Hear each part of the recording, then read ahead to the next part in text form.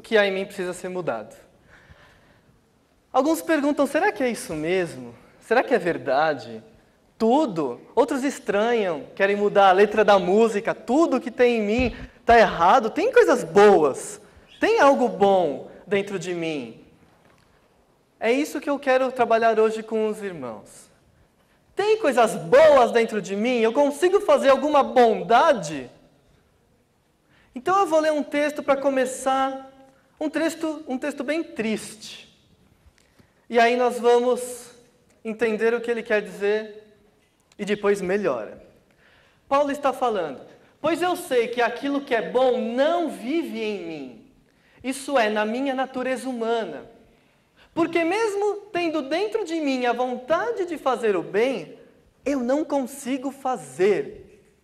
Paulo está reconhecendo que a natureza humana dele, no seu total, erra, tem a tendência do erro. E esse é o conceito do pecado. Nós nascemos assim, desde a queda de Adão. A nossa natureza tem a tendência de fazer exatamente aquilo que é o contrário da vontade de Deus. Tudo que é em mim, minhas vontades, meus desejos, quando eu faço alguma coisa boa, geralmente é para o meu prazer, é para eu ser exaltado. Nós vemos aí pessoas sem o amor de Cristo, fazendo atos bons, atos de caridade, mas no fundo a pessoa está sendo exaltada, a instituição dela está sendo exaltada. Partindo de mim, não tem nada no meu corpo que queira fazer coisas boas que agradem a Deus. Mas nós estamos falando sobre o fruto do Espírito, nessa sessão de sermões de domingo à noite. Fruto do Espírito. Agora vem dessa declaração da miséria humana, como fica a bondade? Então, Gálatas 5:22, abram as Bíblias ali. Vamos apenas reler a lista do fruto.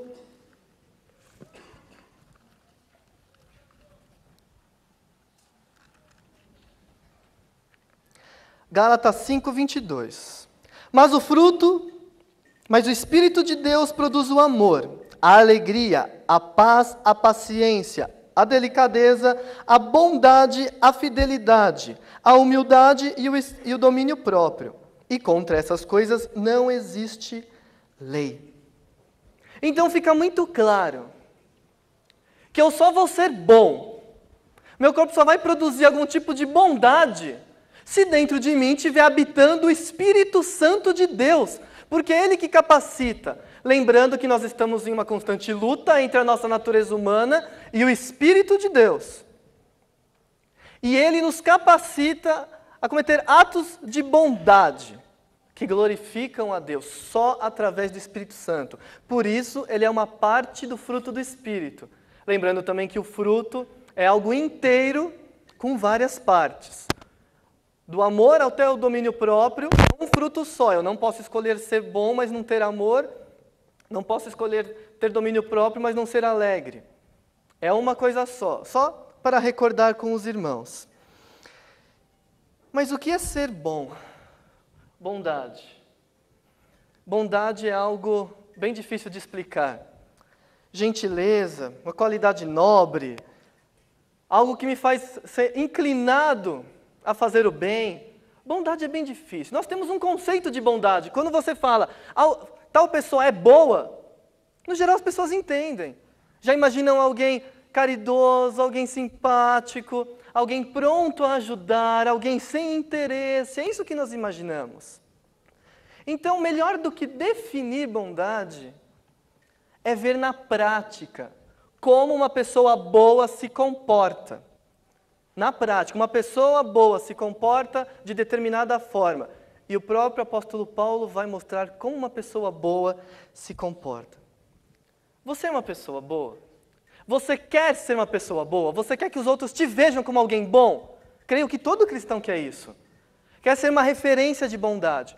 Então aqui nós temos um exemplo do que o bom faz.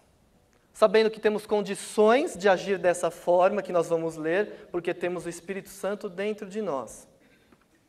E também precisamos ter em mente que, sendo um fruto só, as características estão todas ligadas. Então, no último sermão, falamos sobre benignidade, que aqui nesse texto é a delicadeza, ou amabilidade, ou gentileza, que é a disposição. E agora, ligado com as outras características, vamos ver a bondade.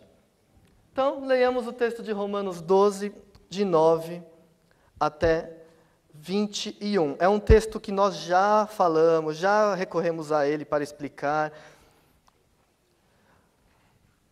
outras características do fruto, mas agora vamos nos deter na bondade. Romanos 12, de 9 a 21.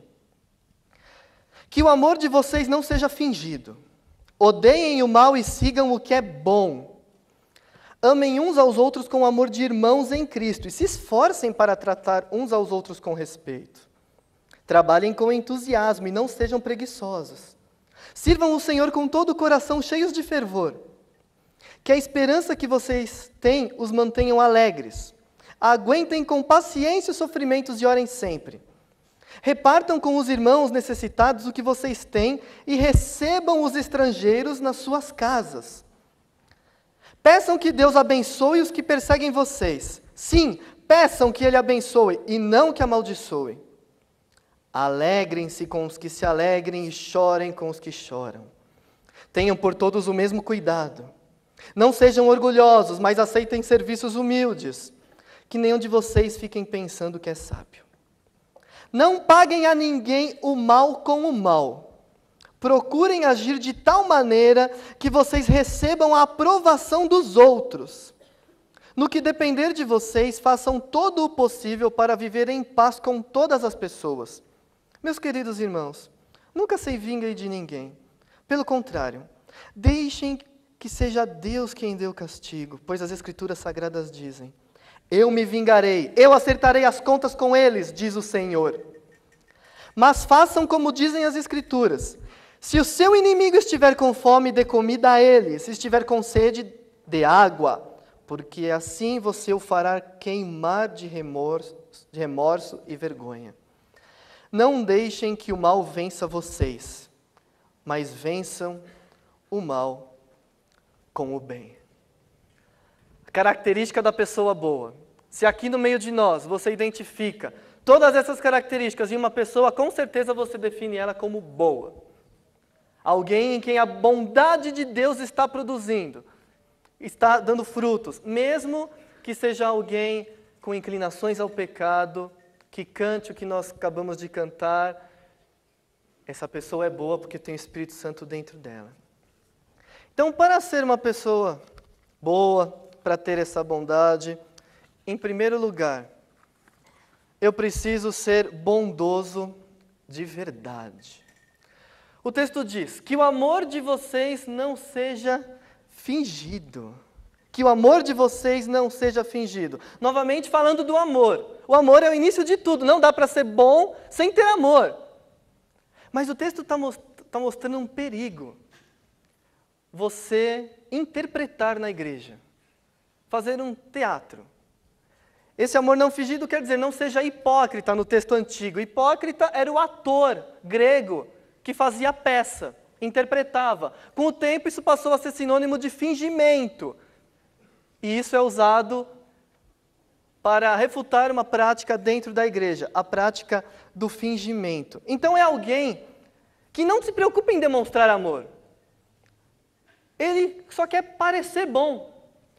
Sorrisinhos, frases feitas, quer manter a etiqueta da igreja. Bom dia, Deus abençoe, que bênção, a paz do Senhor, eu vou orar sim, o irmão precisa de uma ajuda, vou fazer o possível para coletar o que eu precisar, por etiqueta, só por etiqueta. E a igreja se transforma em um teatro.